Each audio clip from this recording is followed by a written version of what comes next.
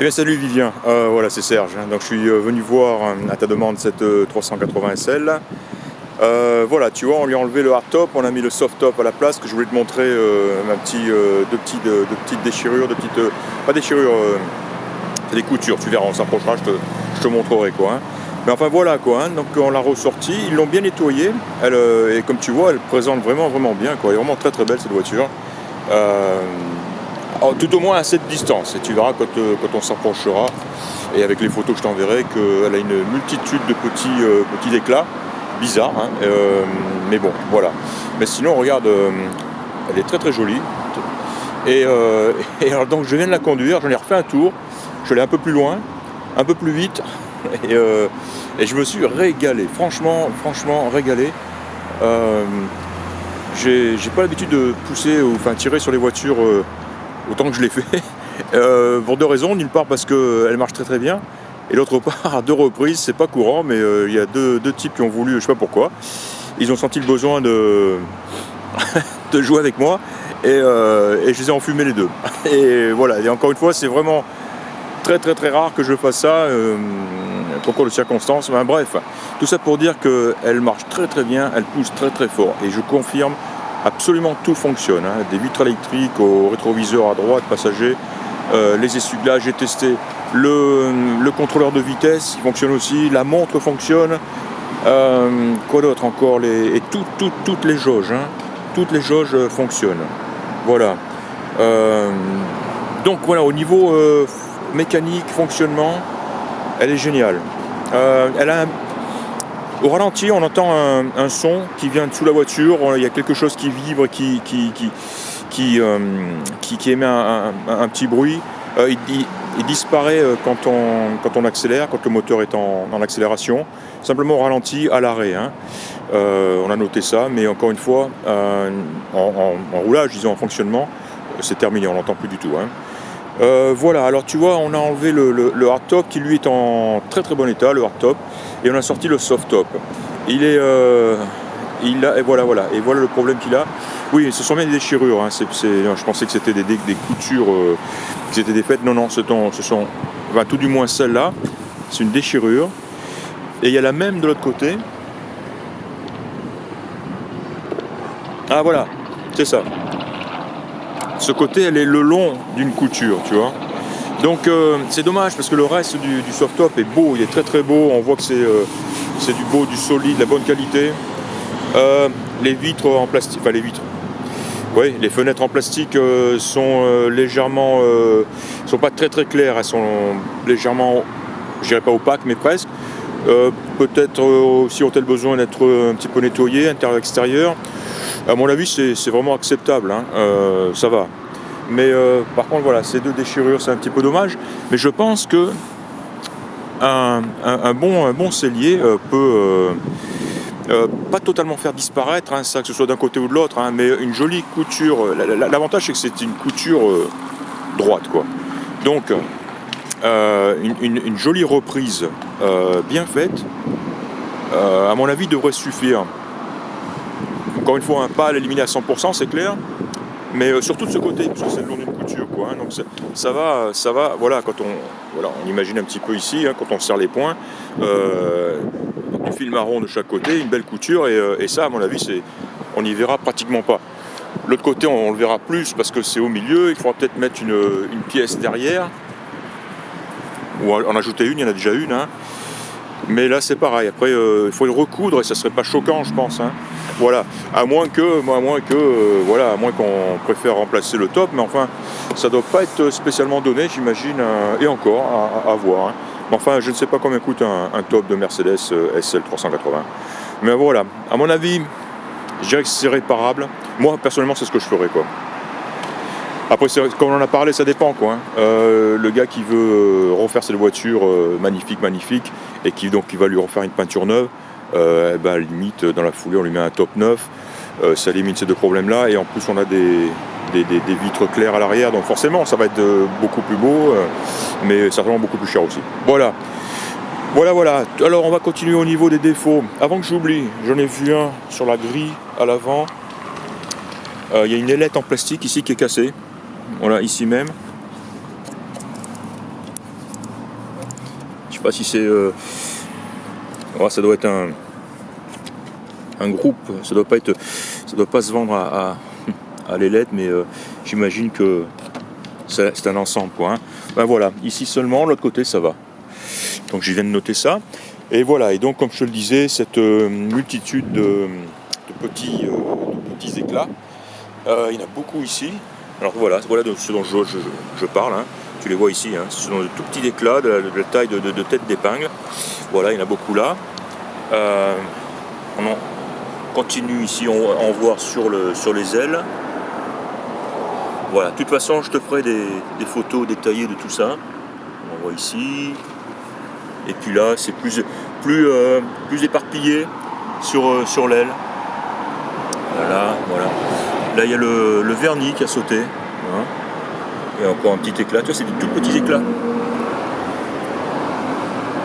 Là ça frotte un petit peu. Mais enfin en tout cas la carrosserie est belle. Hein. Là celui-là il est légèrement renfoncé à peine. Ça c'est rien du tout. Ça c'est récupérable par un. Il y a une technique pour éliminer ça, très très simple. Surtout que celui-là il est à peine visible, on le sent à peine. Donc et c'est vraiment le seul défaut de carrosserie à proprement dite sur la voiture, hein, parce qu'il n'y a pas un pet de rouille sur cette voiture. Je l'ai mis sur le pont aussi. Tu en verras pas mal de photos. C'est joli, c'est solide. Gras à certains endroits, mais bon, si c'est une voiture qui n'a pas été nettoyée en 30 ans, c'est plus que normal. En tout cas solide, hein. J'ai pas vu de rouille du tout, et je n'ai pas vu de signe qui pourrait laisser penser que la voiture a été accidentée, touchée. Je vois peut-être une différence de teinte là entre l'aile arrière et la porte, légère, là je pense qu'il y a une petite différence de teinte, donc il n'est pas impossible que l'aile arrière ait été retouchée. On ne sait pas, mais encore une fois, rien n'indique, en dessous en tout cas, que la voiture ait subi un accident. Hein.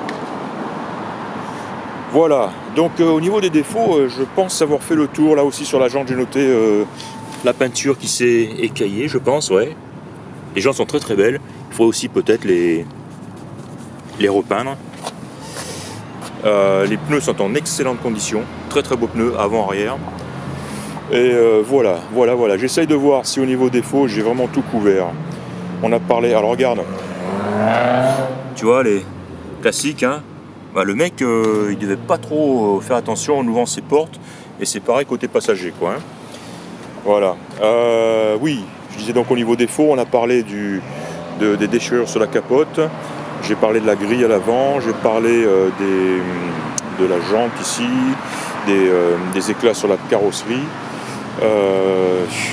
Je pense que c'est tout. L'intérieur est très joli, hein. J'aime bien ce cuir marron, je le répète, très très joli. Un beau tableau de bord, la cascade de tableau de bord n'est pas craquelée du tout, excellente condition. Le bois est aussi, le vernis du bois est toujours en très très bon état. Il n'est pas craquelé non plus, très beau. L'autoradio fonctionne. Il y a une espèce de porte cup holder, hein, d'époque, fold away drink holder. Voilà, c'est un peu. Voilà, on le range. Voilà, normalement il doit se dérouiller ici, s'éjecter. Bah voilà, bon. Ça marche, hein, j'ai mis mon café. Voilà. Très esthétique. Voilà, il y a un autoradio qui n'est pas d'origine, c'est un Panasonic qui fonctionne. Voilà. J'ai rien vu d'intéressant dans la boîte à gants. Hein, donc apparemment il n'y aurait pas de manuel d'utilisation, un petit peu dommage. Dans le coffre non plus, le coffre est très beau. La moquette marron, j'en prendrai des photos aussi, très très belle. L'antenne électrique, hein, qui fonctionne, je l'ai dit. Il y a la petite trousse de premier secours qui était livrée avec toutes les modèles SL. Elle est là. Voilà, tiens, on va la mettre en marche.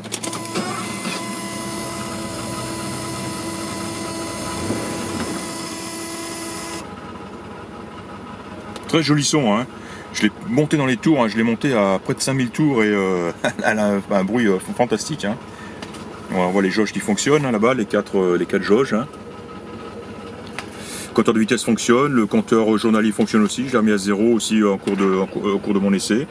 La montre fonctionne, le contour aussi. Voilà. Chauffage, tiens, chauffage, le chauffage fonctionne très très bien.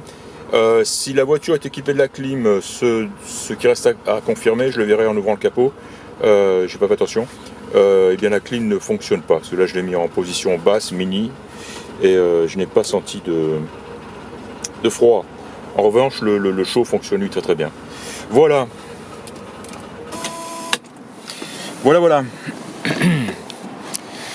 Je pense avoir tout dit.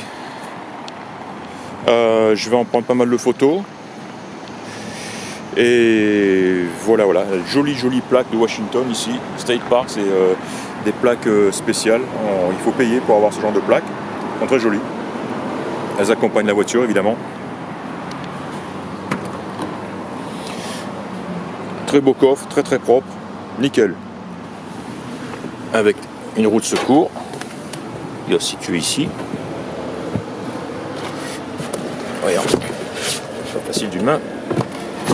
Voilà, une belle jante, hein. Celle-ci est jolie hein, par contre. Hein. Et voilà, ici on a le cric, les outils. Voilà. Donc un joli coffre bien propre. Ici on a la batterie hein, qui est cachée ici. Enfin voilà, dans ce compartiment ici, c'est la batterie.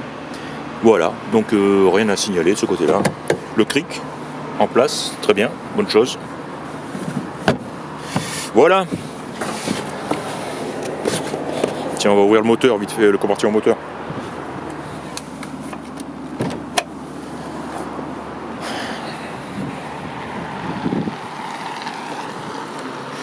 Quelque part par là.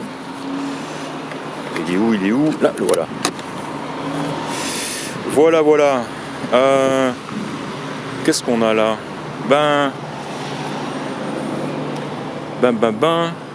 Je vois pas de compresseur de clim. Hein. Non, je pense pas qu'elle soit équipée de la clim cette voiture. Donc c'est normal qu'on n'ait pas d'air froid. Hein, Ah si, c'est pas ça. Si, pardon. Le voilà. Oui, là voilà, pardon, voilà le compresseur de clim ici. Donc oui, elle est équipée de la clim, voilà. Est-ce qu'elle est branchée, elle tourne, hein, là, on voit la courroie en place, courroie en l'air joli d'ailleurs. Peut-être un système à recharger. Peut-être, voilà. Comme souvent, hein, ces systèmes-là ont besoin d'être rechargés et idéalement, on y remplace l'ancien gaz, le R12 par le nouveau, hein, le R1234. Voilà, mais c'est assez onéreux. Mais voilà, ça se fait, ça peut se faire. Voilà. Bon, cette fois, je pense avoir tout dit. Hein. Là, voilà, cette Mercedes 380 SL de 1983. Et voilà, c'était Serge, donc d'Oregon Classics. Et merci de m'avoir écouté et à bientôt. Au revoir.